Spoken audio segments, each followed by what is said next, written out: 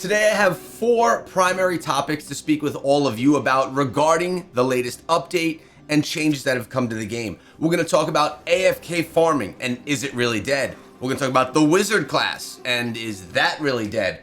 Trial of the Hearth, the event doesn't suck, and are people cheating in the Bout of the Realms event? Let's get into it. What's going on, guys? I hope that you're all doing well, having a great start to your day. I actually do like the latest update that just came to Diablo Immortal. I'm not talking about the massive update, I'm talking about the small one that just landed. We've also gotten some new essences that seem to be bringing some more options to many of the different classes for us, which many people really do like. I want to start out by talking about the Wizard class. Now, I played a lot of PvP yesterday with the Wizard, and I'm happy to report that the class is not dead. I was still able to do very similar work with my Wizard build that I had done previously. I was really concerned that the Wizard was going to no longer have any damage dealing elements to it because you had to be a lot closer to your enemies when doing damage, but it turns out the build that I'm currently using, which was actually shared to me by Tiffany, is really dominant even at close range. So the negative effects that happened from the Wizard class nerf don't actually heavily impact anything in PvP. So we're doing okay, a little bit weaker, sure, but definitely not a dead class. Next, shall we talk about AFK Farming? To do this, I'm heading to the Southern Dreadlands, which is the heart of AFK Farming. Typically, when you come over here, there's just a lot of AFK Farming going on, and well, what do you know? Yes, it is. So, changes have definitely come to AFK Farming. It is not the same as it was just a few days ago.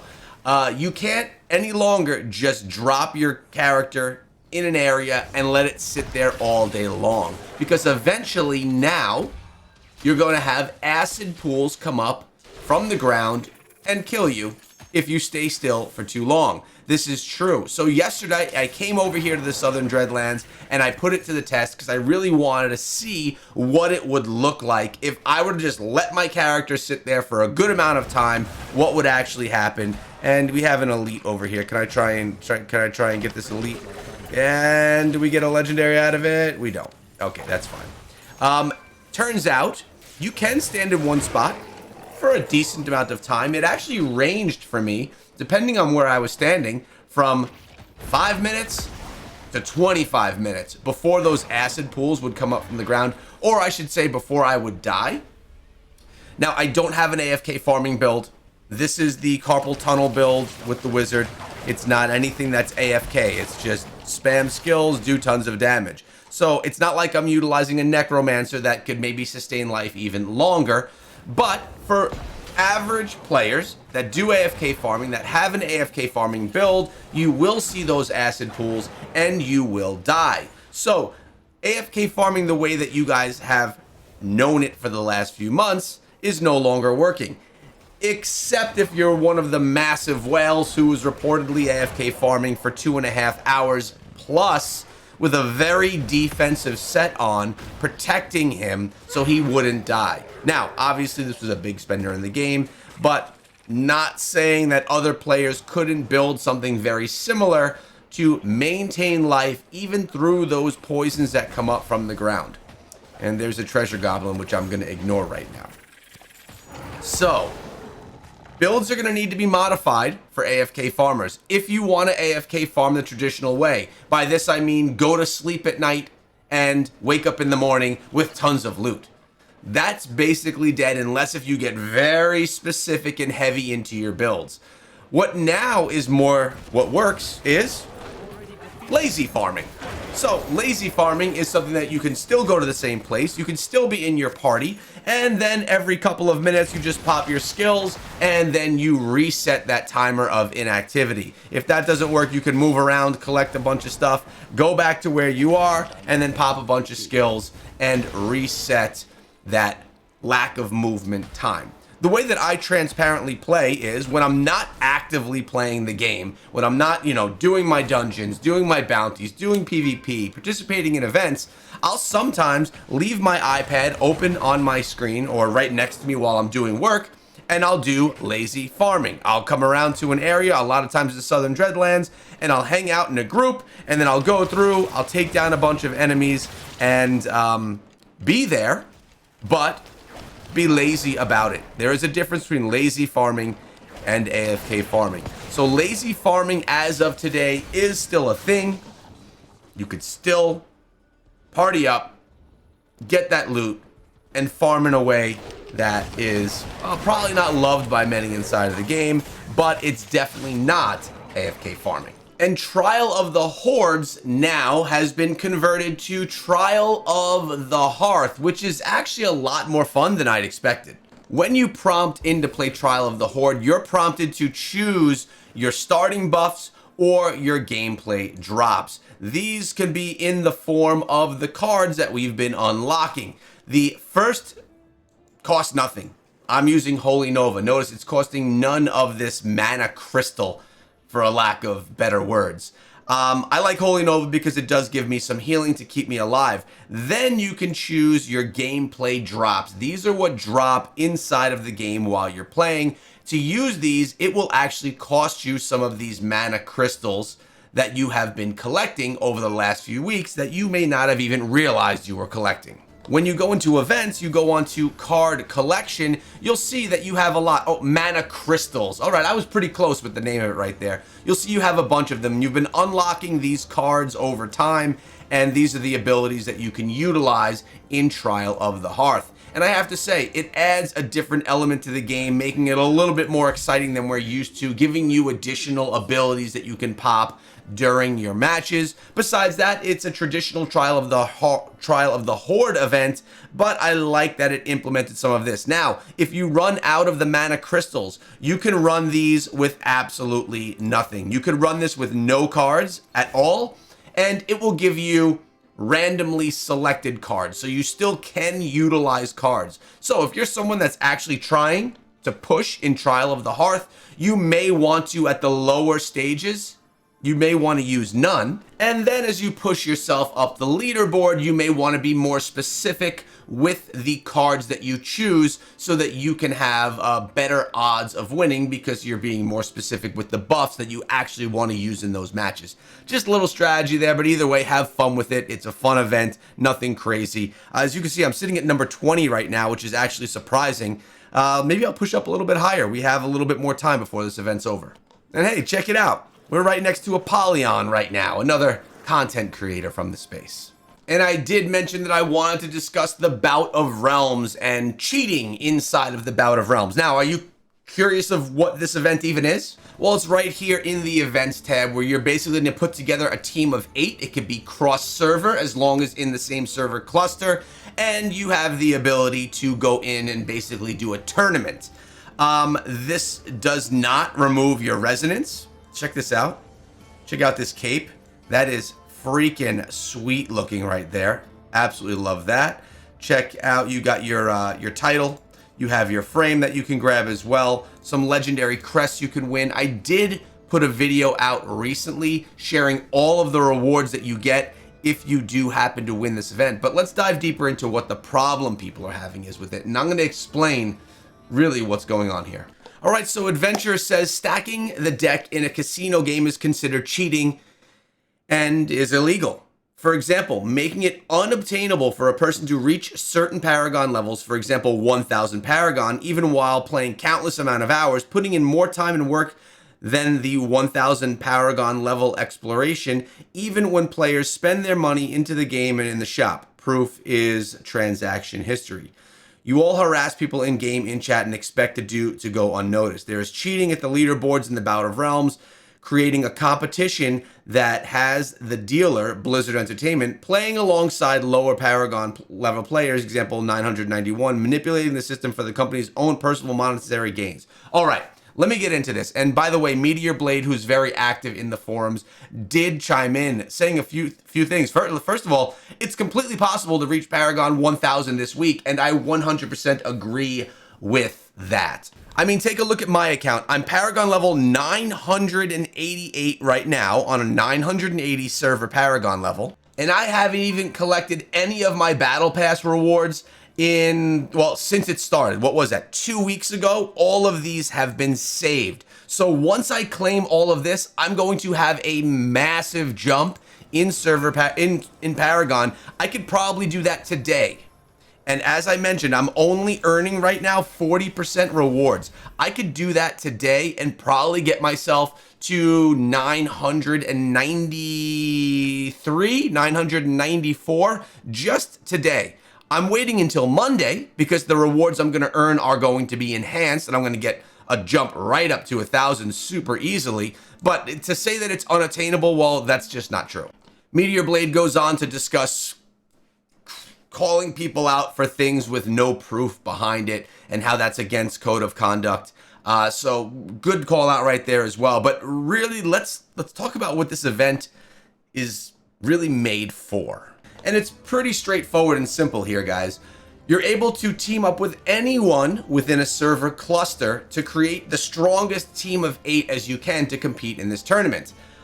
It is a whale tournament. This is an event right here where Blizzard is saying, thank you to all of our massive spenders inside of the game. Here's an event where you can show off the power that you've built up, that you've purchased, and that you've really added to your account. And you could utilize everything that you've done to support the game to benefit your progress inside of this one. This event is not for free-to-play players. Now, you can participate, and I urge everyone to participate playing it.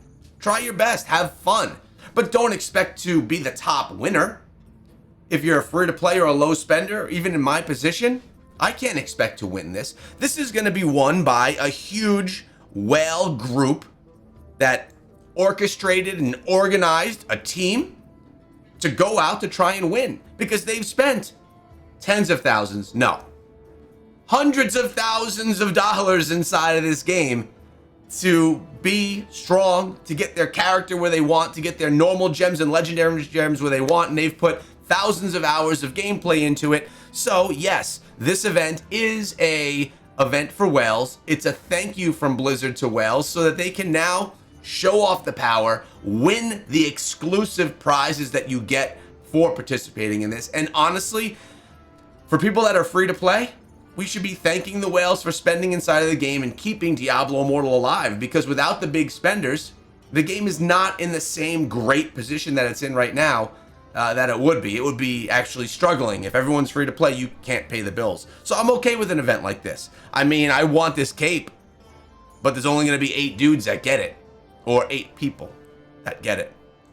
And they're going to look pretty sweet when they wear it. I believe this is the permanent cloak that they will get for winning the Bloodied Crown cloak. Thing looks sweet. If you want more information on the event, it's literally all right here. It tells you about preliminaries, finals, championship, when it's all going down. I also have a video out showing you guys exactly what rewards you get if you are in first place all the way down to like 65th place or something like that. You will receive rewards, and you do get rewards just for participating. But overall, I think the update's on point. I think that it's doing really well, and I think that I think it's been a lot of fun. Trial of the Hearth, better than I expected. Let me know what you guys think of the update in the comments below, and just so all of you that watch me live, I am not going to be going live today. We'll be back live with all of you tomorrow. Have a great day, guys.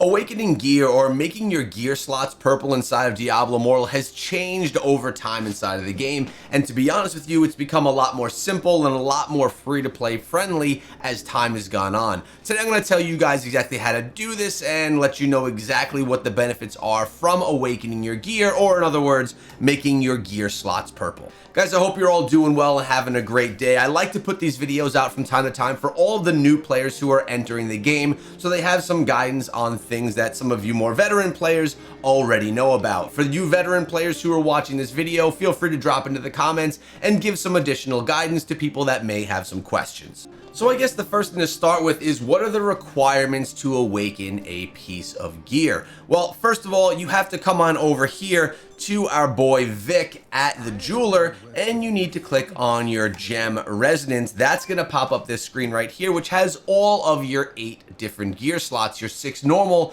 and then your 2 stance slots. To be able to awaken a piece of gear, you need to make sure that the gem inside of that piece of gear is a rank 4. It's that simple. It could be 1 stars, it could be 2 stars, or it could be 5-star gems.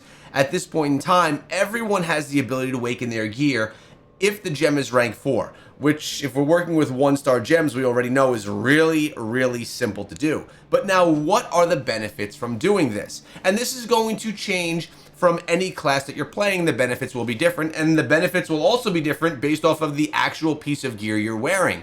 But right now you could see that the coat of the Astrum is the piece of gear that I'm wearing on my wizard. Lightning Nova now unleashes a wild arc that jumps rapidly between random targets, leaving behind sparks of electricity that continue to deal damage when it hits shocked enemies. Lightning Nova damage is increased by 18%. But then notice we have this additional green line of text. Lightning Nova damage is increased by 10%.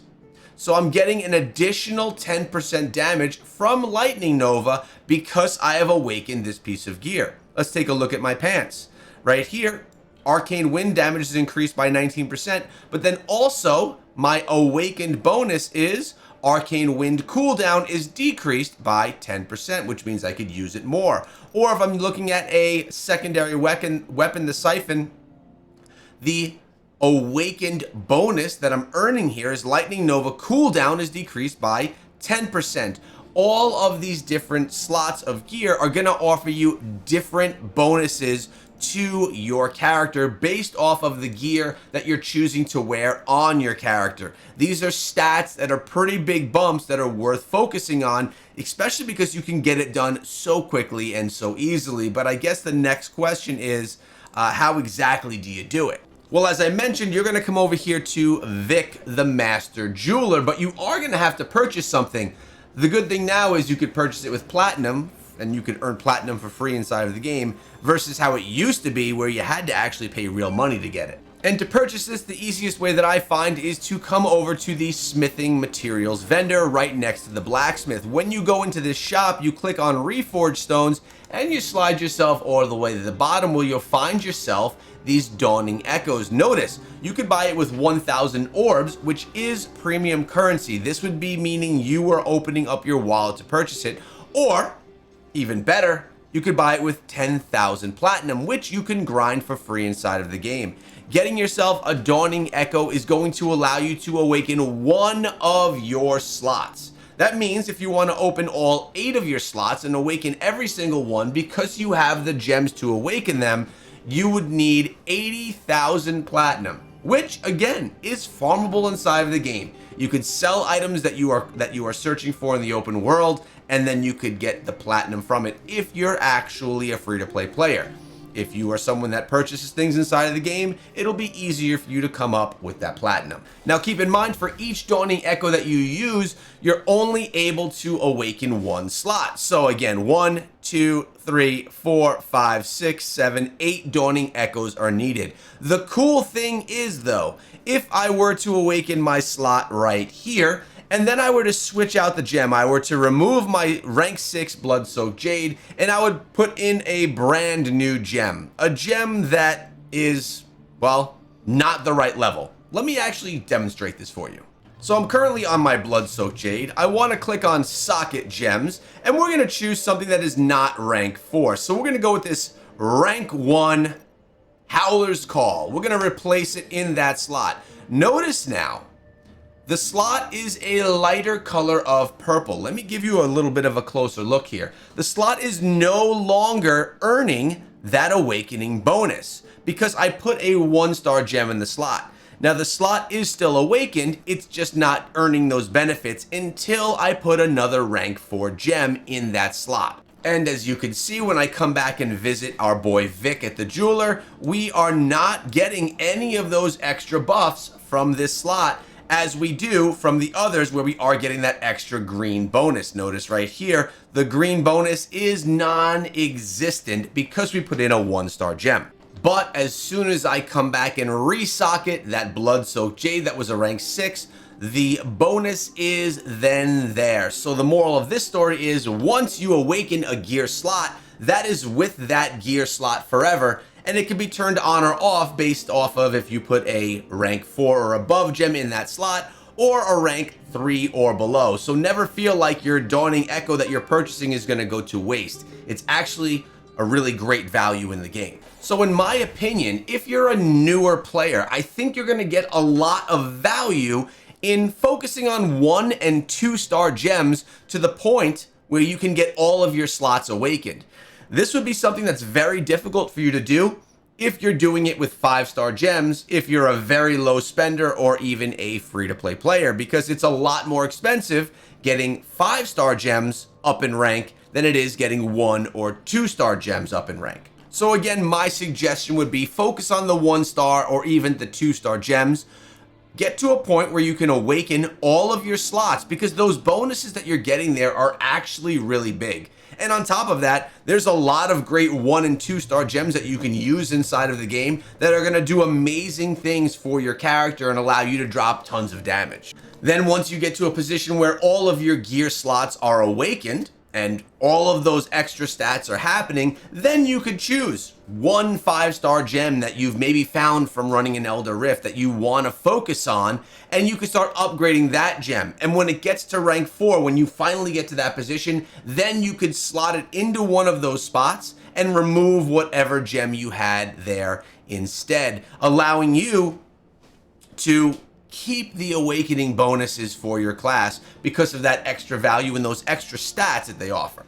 And from there, if we look a little bit forward as you grind more and more into the game and spend more and more time playing, your goal is to get all of your primary gear up to level 30. Because once you do get your gear to level 30, you can then start to enchant your gear, which is essentially allowing you to re-roll some of the stats on that piece of gear, really making this piece of gear special to you, specific to the builds that you're trying to make. But then again, this is much more of an end game feature, and this is something that's going to take quite a bit of time and quite a bit of farming for you to actually get to the point where you could have all of your gear at rank 30. Or I should say level 30. Guys, I play Diablo Immortal every single day and try and take you on these journeys with me. I do it through the videos that I put out every day and through my daily live streams. I actually may be live streaming right now. I do it right here on the channel, and I also do it over on Twitch. Please make sure you subscribe to the channel so you don't miss out on my videos that I bring out every day, or the live streams where we just hang out as a community,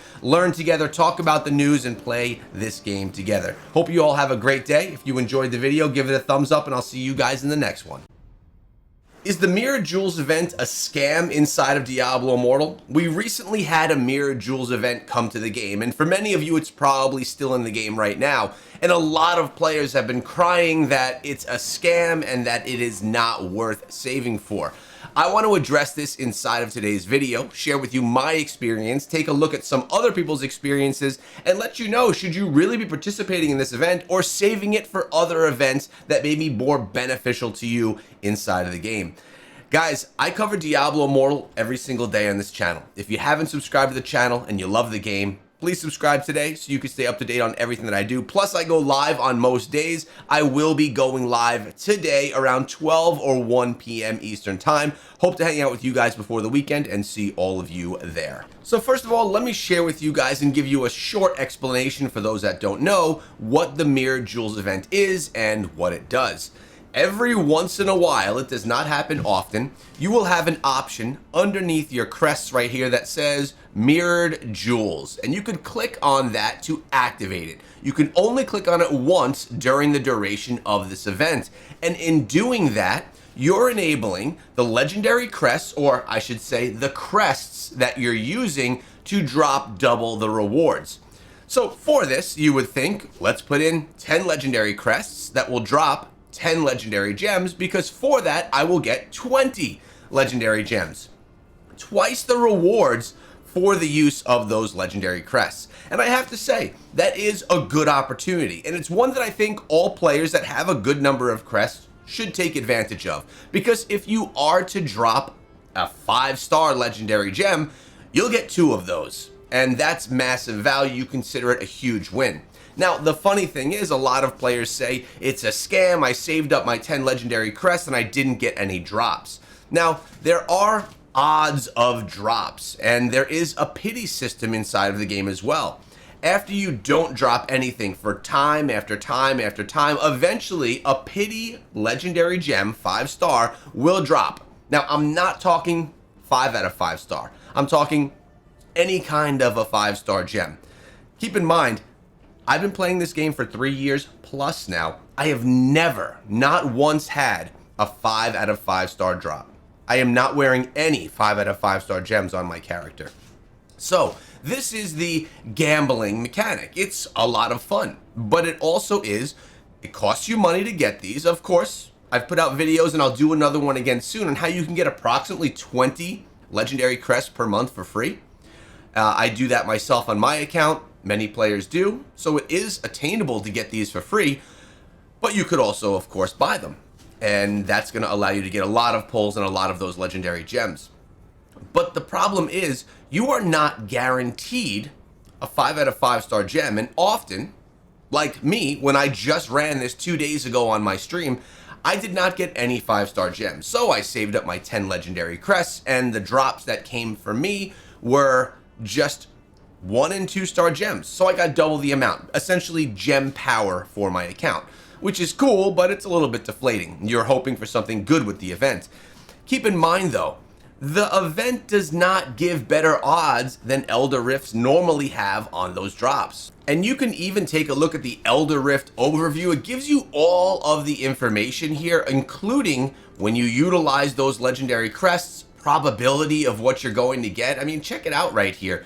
The chances of 1-star gems is 75%, 2-star gems is 20%, 5-star gems is just under 5%, and then to get a 5 out of 5-star, 1% chance, and I have yet to see that kind of luck. It tells you the odds of everything that you're getting, and there is pity. Now, the pity system is basically you being able to guarantee yourself a legendary gem, and some people, a 5-star legendary gem, and some people will track their pity. They will keep track of all of their pulls, and then when they reach that pity number, they'll know, oh, if I save that for a Mirror Jewels event, and I know that my next 10 legendary crests are going to give me a guaranteed legendary gem of 5-star status, I'm going to use it during Mirror Jewels because I will get 2 of them. Transparently, I do not track my pity. I do not care that much because I don't need 1 extra gem that much. I just don't track my pity. Many players do. It's beneficial to your account if you do that. Keep in mind, there is a different pity for purple, the Eternals, and red, the normal legendary crests. Keep that in mind when you are keeping track of your pity so that your pity numbers stay true. But there may be a better time to run these 10 legendary crests instead of just right now during a Mirror Jewels event.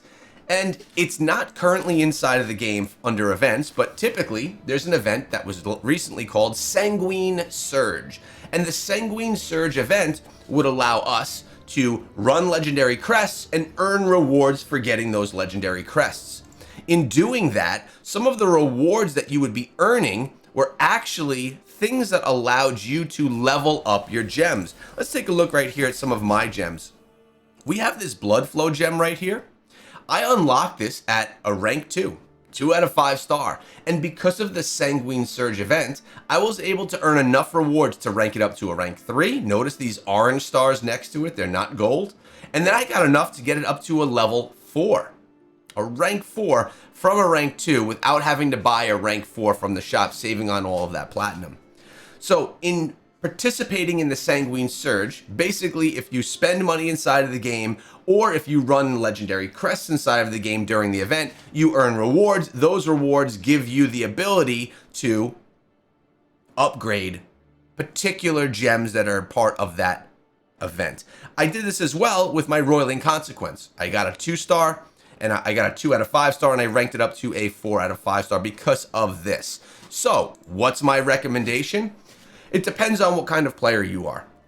I like the Mirror Jewels event because it's a lot of fun, but it's not guaranteeing you a 5-star gem. The odds remain the same whether Mirror Jewels is going on or not. So it depends on if you want to go to the casino and pull down that lever, which would be the Mirror Jewels event in Elder Rifts, or if you want to start ticking away at a Sanguine Surge event that's going to guarantee you rewards as you spend those legendary crests.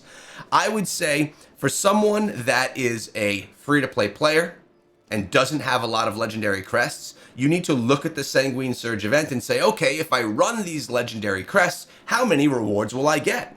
Will I get to a point where I can actually make my 2 out of 5 star and upgrade it to a 3 out of 5 star? If so, and you can guarantee that with the legendary crest you would run, then I think you would get more value from that than if you pulled the lever and did yourself an Elder Rift. Unless if you're keeping track of your pity and you are guaranteeing yourself that legendary gem 5-star drop. If you keep track of pity and know that that drop is coming, then Mirrored Jewels could be a good opportunity because you're guaranteeing yourself 2. Now, I'm talking about myself. I have done Mirrored Jewels events where I got 5-star legendary gems. 2 Mirrored Jewels events ago, I got 5-star legendary gems and I got 2 of them. But the 2 before that, all 1 stars. And the most recent one, all 1 stars. A couple of 2s as well. So out of the last 4 events, only 1 of them I got myself a 5-star legendary gem. But maybe I'm in the minority. Because check out Reddit right now.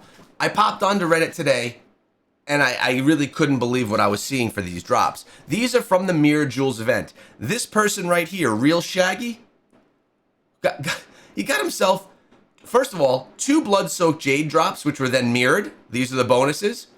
He got himself a 3 out of 5 blood gem. He's got a Storm Vault. Wait, was that? That was a, oh, that's a weird name on it right there. These are, what does that say? Oh my gosh, I don't even know. I can't read it. We got ourselves a Storm Vault. So he's got himself 1, 2, 3. He had 4 5-star legendary gems drop and duplicated that. So from the Mirrored Jewels event, he got himself 8 5-star gems, which is actually insane. One of them is a 3 out of 5 star. We have another person right here. Check this out. A 5 out of 5 star Blood-Soaked Jade, which was then mirrored. And on top of that, he got another 2 out of 5, which was then mirrored.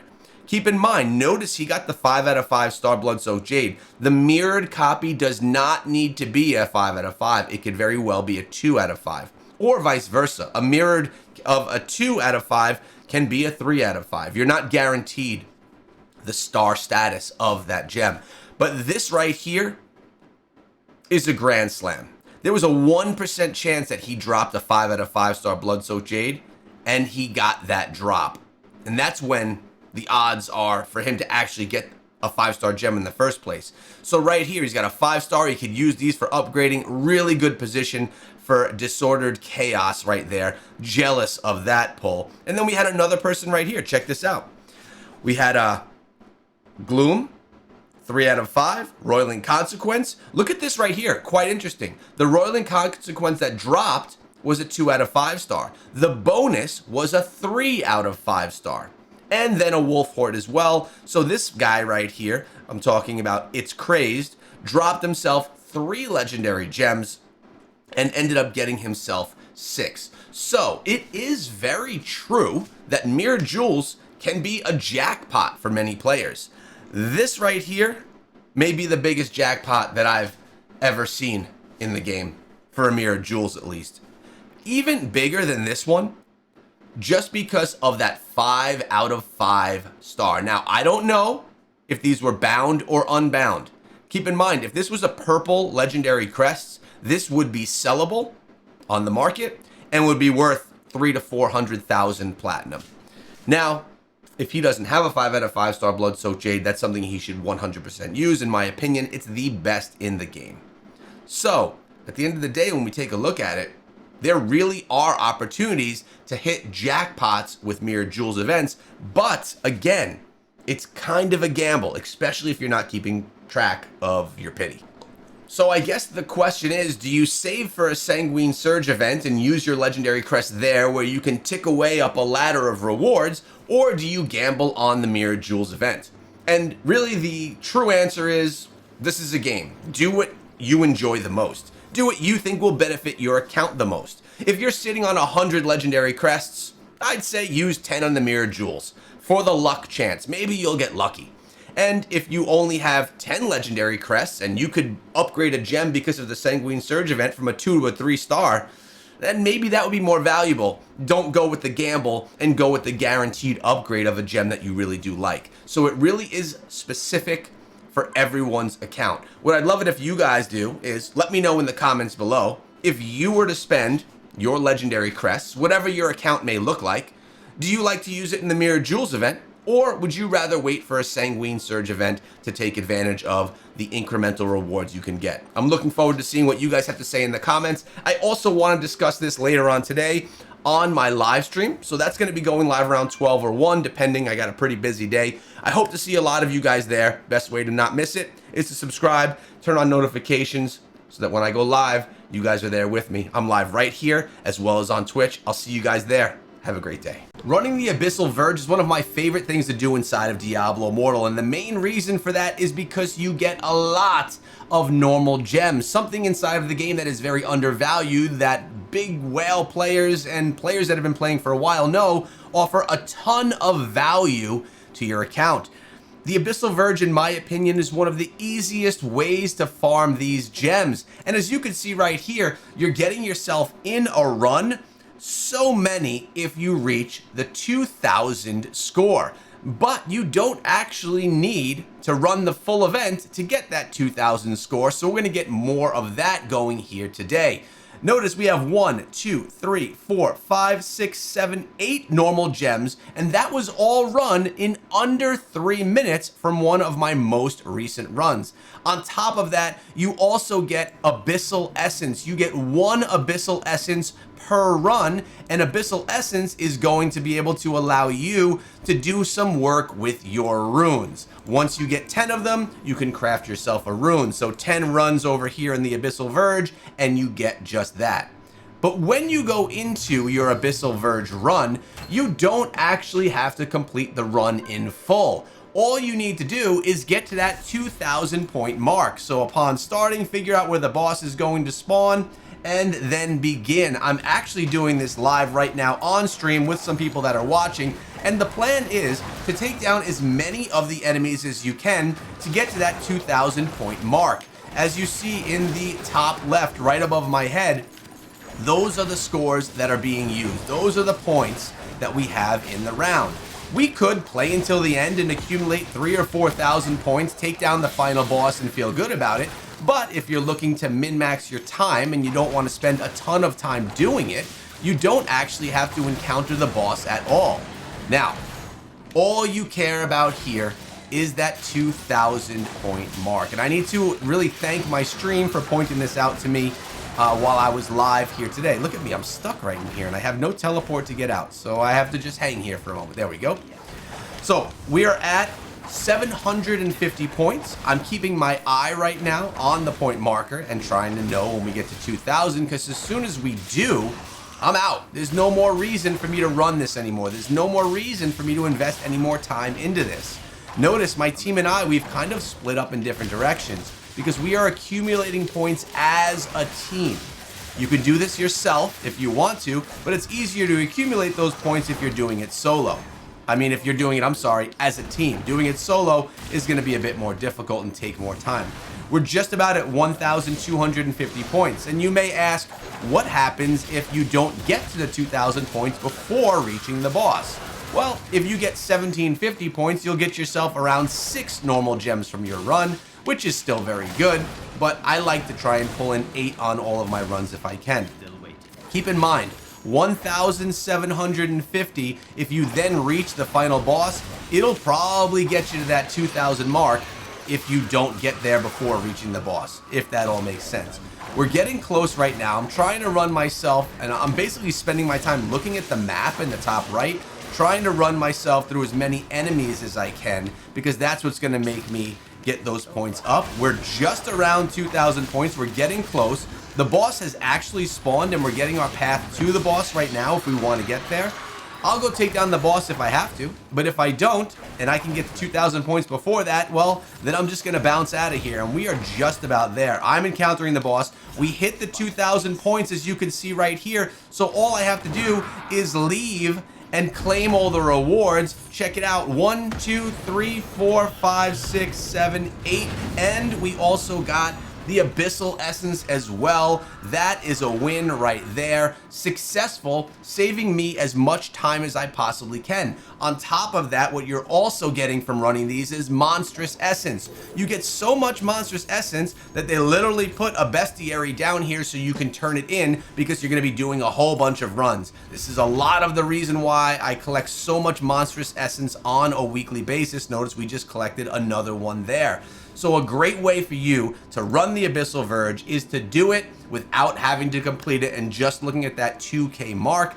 I want to give a little bit of love right now to Black Jesus, to Primalist, and to Oryx for taking this run with me, and for the stream for pointing out that you really can just shut it down at 2,000 points. So I hope that you guys all found this helpful and now can save yourself a little bit of time and get more rewards from the Abyssal Verge. And again, I want to thank Docus for that recommendation in our live stream that happened here today. For those of you that don't know, I go live most days of the week and would love it if you came through and spent some time. Make sure you subscribe to the channel so that you don't miss out on the notification when we finally go live. I'll see you guys in the next one.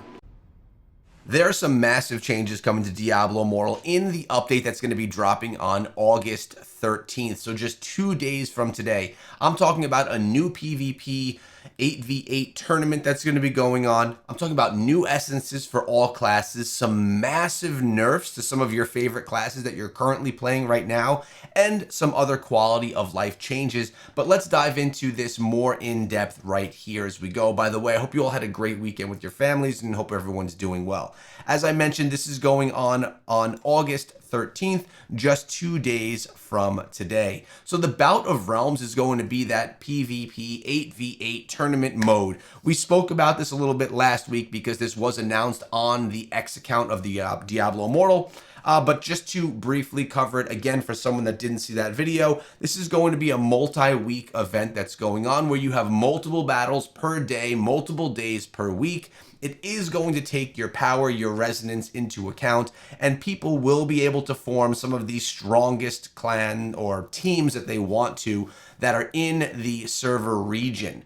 So you can have some of the strongest of whales coming together to play together on one team. This is the event for the big boys, but that doesn't mean that some of us other ones that are little baby minnows in the tank can't participate as well and have some fun with the event. It gives us all of the dates and times. This is going to be running through August, and the reason that this made me excited was not because of this event in particular, but more the idea that this could be the start of an esports element to Diablo Immortal. You put a good spectator mode in, you allow people to make parties themselves, and suddenly you have tournaments popping up, which could be really awesome. This does have some really huge rewards. For example, if you win first place, which again is going to be some massive spenders in the game, so let's not assume that we're going to be able to do it if you're not a big spender. 180 legendary crests, a cloak, a permanent cloak, kill streak effects for 30 days, a special Lord of the Wild avatar frame that only the first place people get. There's also rewards for many other people, all the way up to players that get 64, the top 64, where they'll get 15 legendary crests, a kill streak affix, and a Flame of the Wilds avatar frame, which is the same frame that everyone gets that places 64 and above. There's also rewards per match, experience, gold, scrap, set item, legendary item. So it's really cool that you can get things just for participating in all of this. Now, we do have legendary affixes. Before I get into those, I want to get into some of the nerfs that are coming to some classes. Now, I will circle back and go back to the new essences as well, but let's take a look at how the classes that we're currently playing in the current state are going to be changing with this update.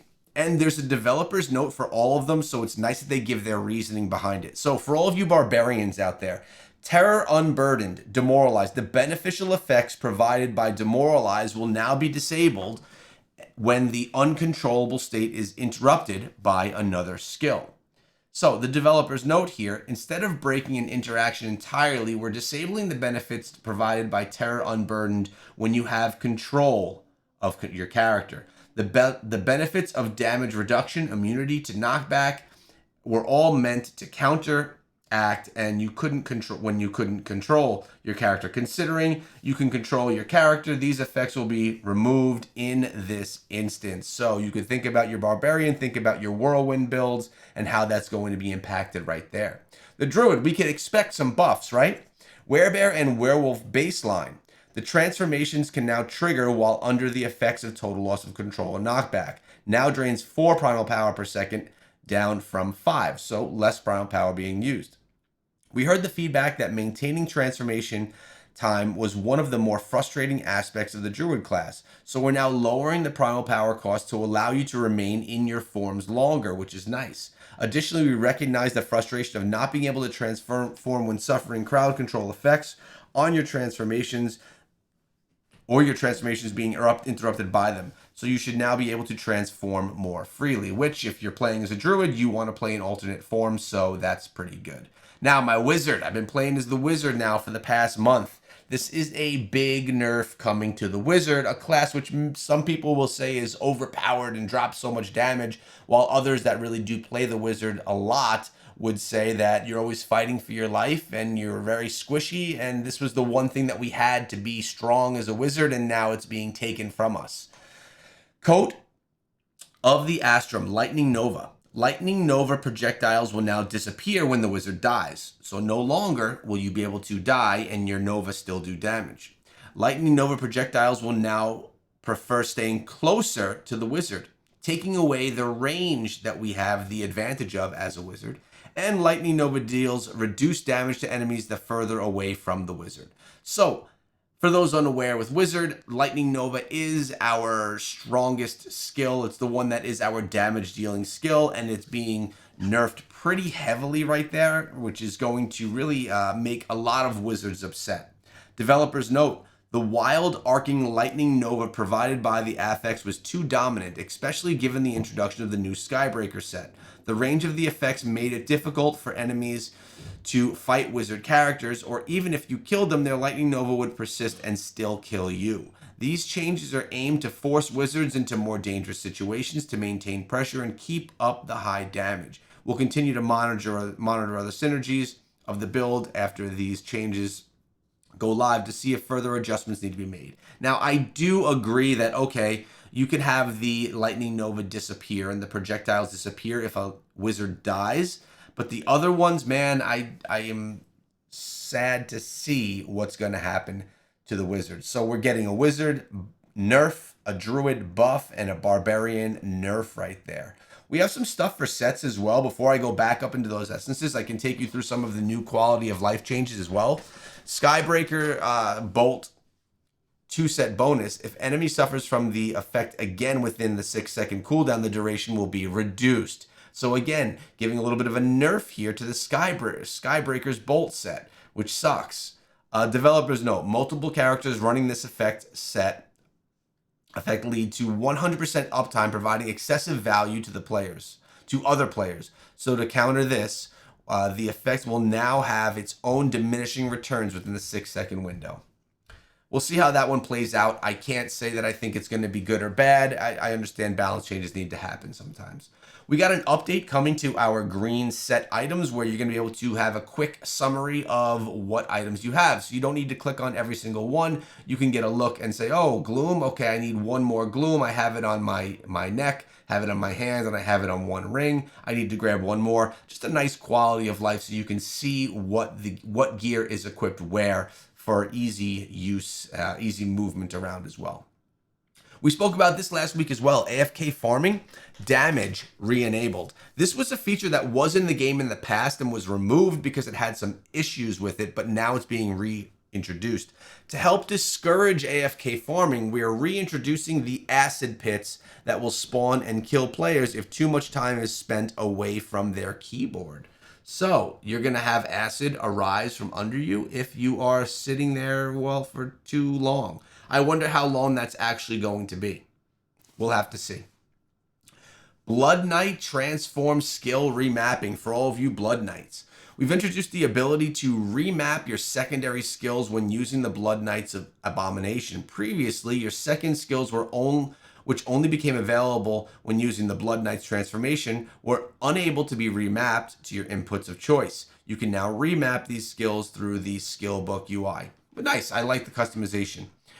Familiar swap button change. What's going on here? We've added a button with the Familiars UI So you can quickly swap a bonded familiar into the companion slot, select the bonded familiar and click the cross swords next to remove the swap. All right, so that's just for swapping familiars in and out to the proper slots. Not the biggest deal, maybe makes it a little bit less confusing. I still want familiars themselves to become more straightforward, less confusing for players.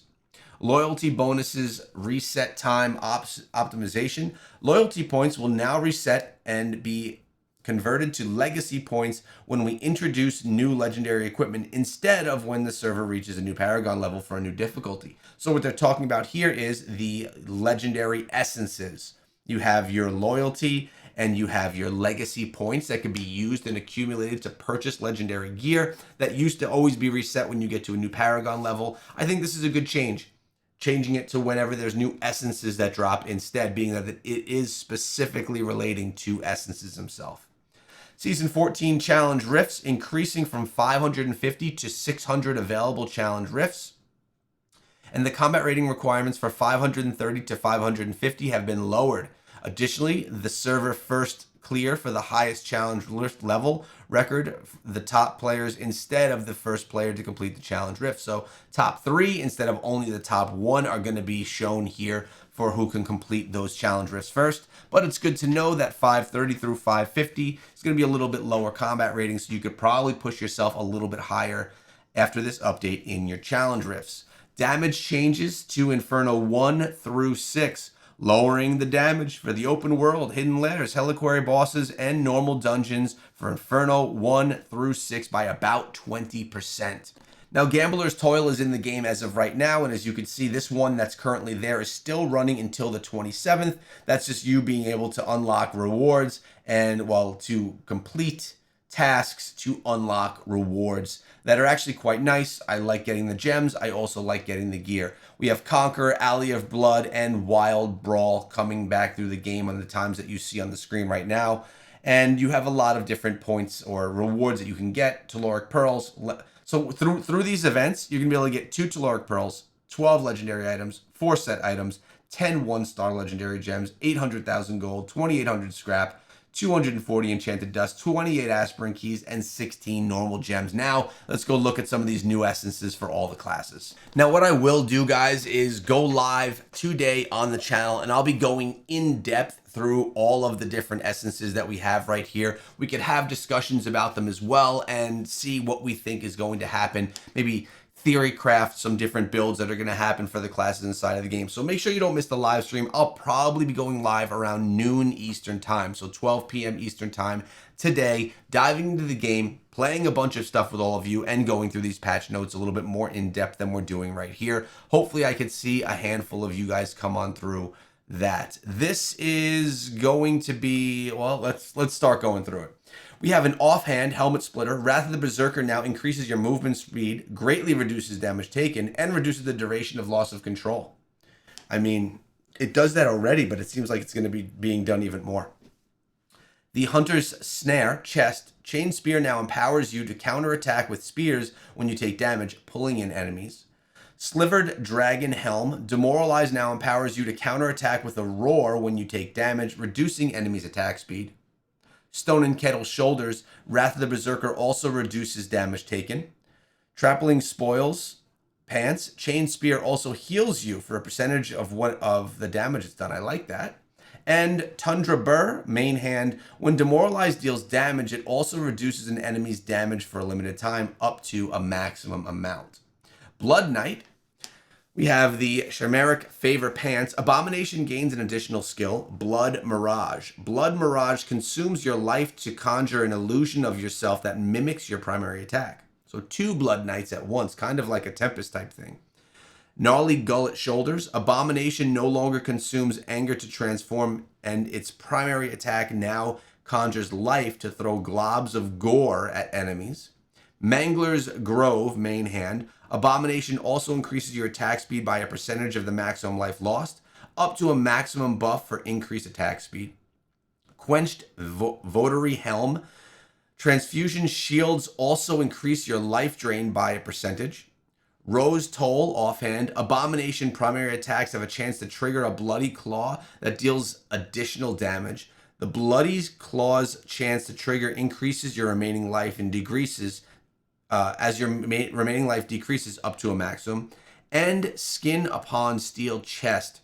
Transfusion now grants only you a shield, and while it remains active, all life drain restores the absorbed value of the shield instead of healing you. Transfusion will be automatically activated when your life is low. The Blood Knight needs a little bit of love, and hopefully some of those essences can help there. Our Satyr, Chainkeeper Shoulders. Sacred Chain now empowers you for a limited time, during which holy links will form between you and nearby enemies, continuously damaging them. Harmonic Collide Chest. Condemn now empowers you, causing lightning to strike enemies after they attack a few times. Fugitive Daunt Pants. Sacred Chain also disables enemy dash skills for a limited time. Laden Axiom Main Hand. Sweep attack now swings 2 mythical chains towards each other in an arc, gathering enemies in the middle and stunning them. Lash Rectical Helm. When Sacred Chain damages an enemy multiple times within a limited time, they are dealt additional damage. And Vilification Protocol Offhand. Condemn also reduces enemies' movement speed. Let's take a look at the Demon Hunter. Bewildering Arc Main Hand. Smoke Screen also increases your attack speed for a limited time. Fume Threads Chest. Smoke Screen now empowers you to launch grenades to nearby enemies as you move. Dash skills have a reduced distance requirement to trigger grenades. Let Them Sulk Helm. Daring Swing cooldown is reduced by seconds for each enemy it hits, up to a maximum duration. Many Mark Pants. Spinning Chakram also applies a Chakram mark for a limited time when it hits an enemy.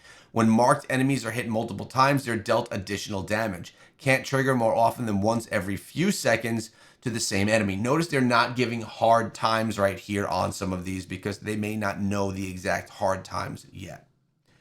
We have Nimble Rival Shoulders. Daring Swing now fires a hook in a direction that locks onto the ground and then pulls you along its path, damaging enemies and making you immune to knockback and loss of control as you travel.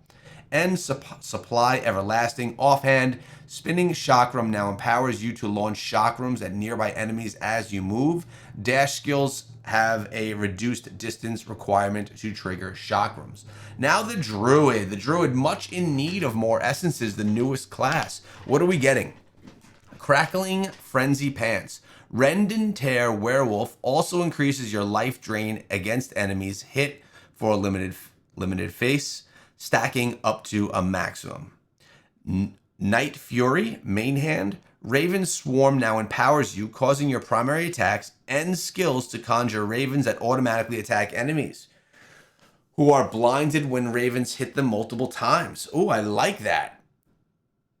So your primary attack and your skills are going to make ravens spawn and attack enemies. Kind of reminds me of the bats from the Blood Knight.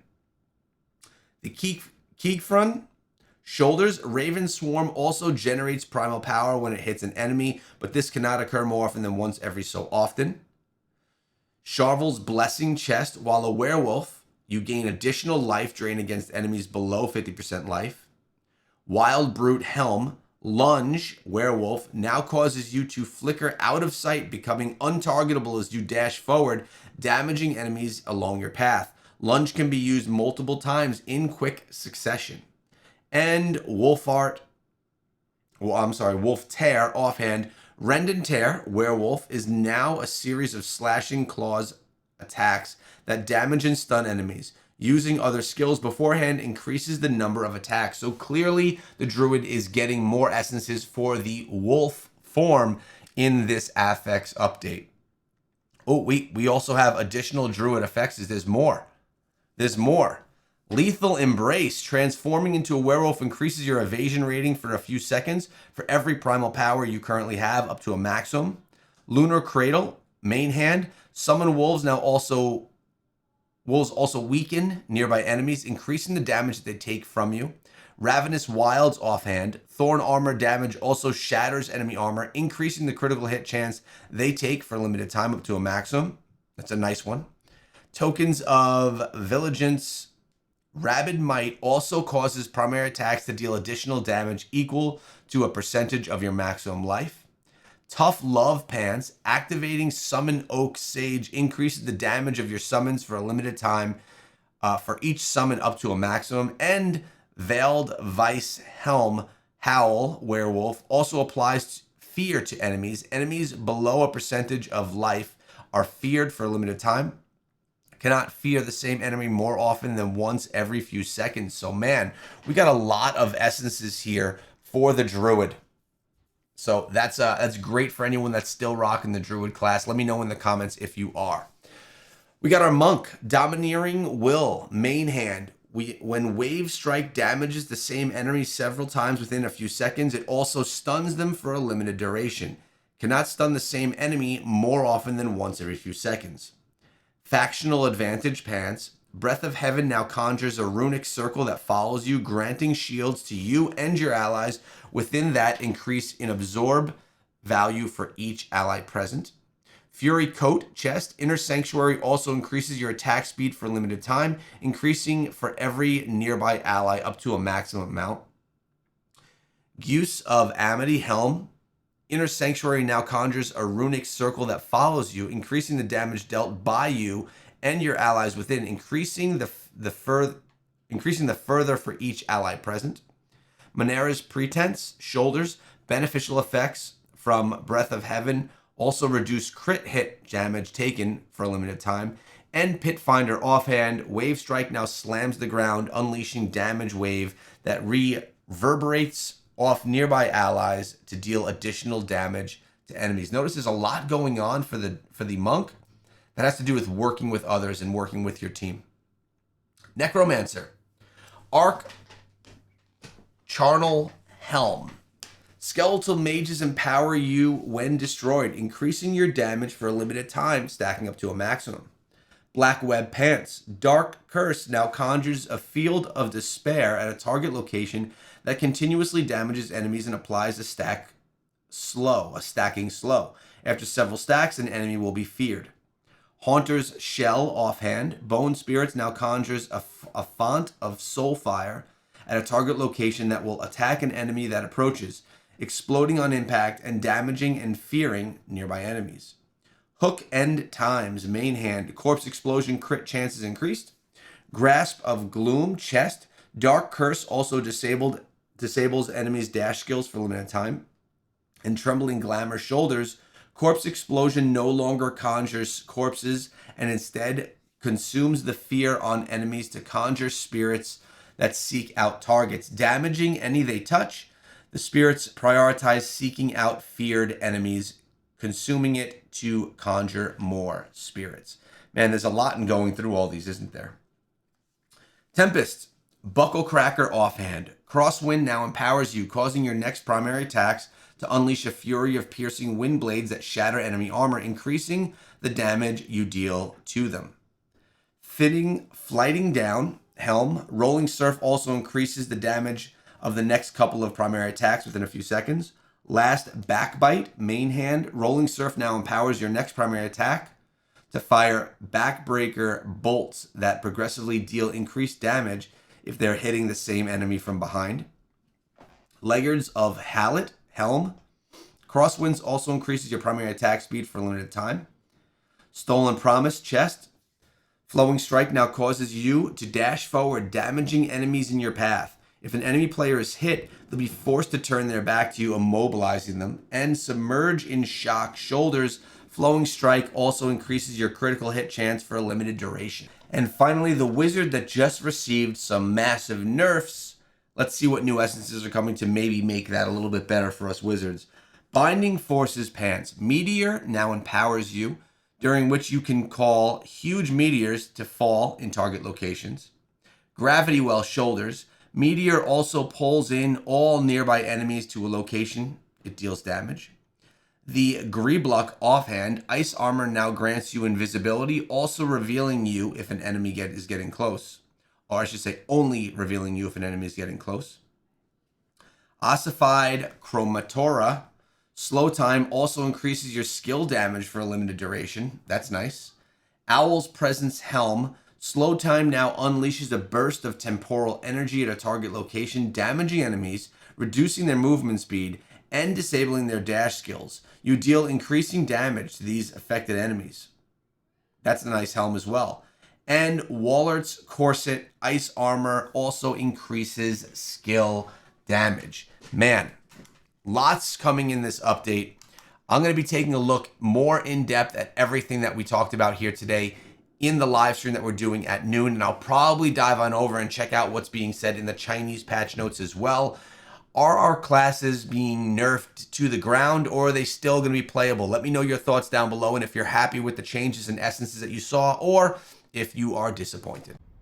Good morning and welcome back to Diablo Immortal. The latest update has just landed and a lot of changes are actually inside of the game right now, so let's dive in and take a look. First things first, something that so many of you were hoping for was the Mirrored Jewels event. It's back inside of the game right now. Remember, when you're doing the Mirrored Jewels event, make sure you utilize 10 legendary crests. I would highly suggest you wait until you get as many legendary crests as possible and run 10, because you're going to get double the rewards. That could mean you get 21 star gems. Let's be honest, it's happened to me many times. It could mean that you get some double 1 or 2s, or that you even get yourself a lucky 5-star gem and a duplicate of that. Remember, it doesn't matter if you run red or purple legendary crests. They are all going to drop red duplicates. Also, the duplicates can be of any rarity. What I mean by that is, if you drop a 3 out of 5 star gem with the normal, it can be a 2 out of 5 star gem for the dupe, or it could be a 5 out of 5 star gem for the dupe. You really don't know. I'm going to be running my legendary crests on stream today. I'll be going live at 12 p.m. Eastern time. I'm going to run my Mirrored Jewels event during that time. Hopefully you guys can all come through and see what we get. In addition to this, in collaboration with the Hearthstone Diablo Immortal collaboration Blizzard thing, we also have Trial of the Hearth. This is essentially Trial of the Horde, but now you can use your buffs from all of the cards that you've been unlocking. We've been spending the last week unlocking different cards that give us all different abilities, as you can see right here, and we could use whichever ones we choose by equipping in our Trial of the Horde. Then you're gonna have gameplay drops as well, which are other options that you can have to modify your gameplay. Trial of the Horde is one that I really do like a lot. Not because I think that the gameplay is just incredible, but I like that the rounds are quick. You can go from one to the next very easily. And, well, it is a straight up fun gameplay mode. So, like me doing Mirrored Jewels, I'll be running this as well during my live stream today. And again, I hope you come through. In addition to all of this, all classes, including the Druid, have received new essences. So I had about 8 essences left to farm on my wizard, because as you guys know, I've only been a wizard now for a month, and I had like, I don't know, 150 essences to farm. I didn't get it 100% done, very close, but now each of my gear slots, and all of yours as well as of this morning, have new essences to farm. I want to speak on this a little bit for the wizard, by the way. I've been speaking with some, we could call them wizard experts inside of the game. Some people that are very well respected as the wizard class. I've been working with them to improve myself as a wizard. And a lot of them have been saying that utilizing the builds that they like to use, which are very aggressive builds, that the changes to the wizard are actually not going to be too bad, and that the wizard is still going to be able to be fairly dominant, especially in PvP. Very much looking forward to that, and as anything else, we can always see what type of new builds we're going to put together. Again, this is not just for the wizard. All classes have received new essences that are going to be taking part or in play today. Really looking forward to seeing what new players can do with this, and I mean, I should say what some veteran players can do with this, what builds are going to look like, because, well, basically everything's changing. And I don't know if you guys know this, but there is another quick quality of life change over here in equipment, when we're taking a look at the green items, you could click on that right there and it shows you where your set items actually are. I absolutely love this. No more dicking around trying to figure out where your stuff is with your green items. Now it tells me my Skybreaker, it's in my hand, it's in my boot, it's in my ring, and it's in my bracelet. My Feasting Barons is in my other ring and my other bracelet, and my Vathu is in my belt and in my necklace. Really nice quality of life change here, and you could even get an equipment summary of all of your gear over here for that other gear as well, plus an equipment summary of your green items. So really nice change there. Simple, but I think really effective. Now, AFK Farming has also received a massive nerf.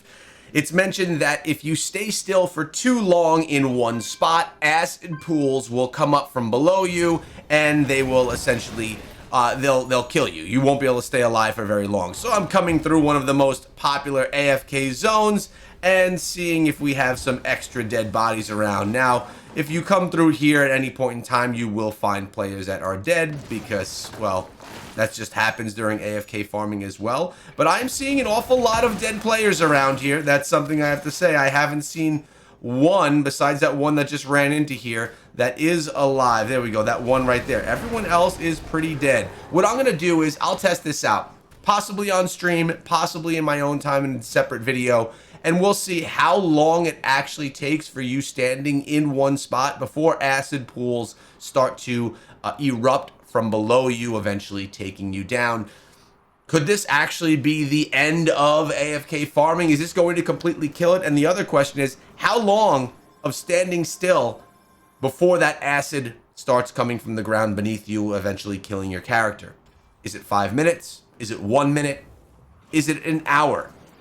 That time really determines if AFK farming is dead or not. Also, the Inferno difficulties received a little bit of an ease, okay? So Inferno 6 through Inferno 1, they are going to require less combat rating to engage. So Inferno 1 is at 30,100, 33,300 for Inferno 2, 36,300 for Inferno 3, 38,100 for Inferno 4, 40,500 for Inferno 5, and 43,000 for Inferno 6. So now some of you guys can pop yourself, potentially, you newer players, up to a more difficult Inferno difficulty, farm some different essences, and challenge yourself a little more inside of the game.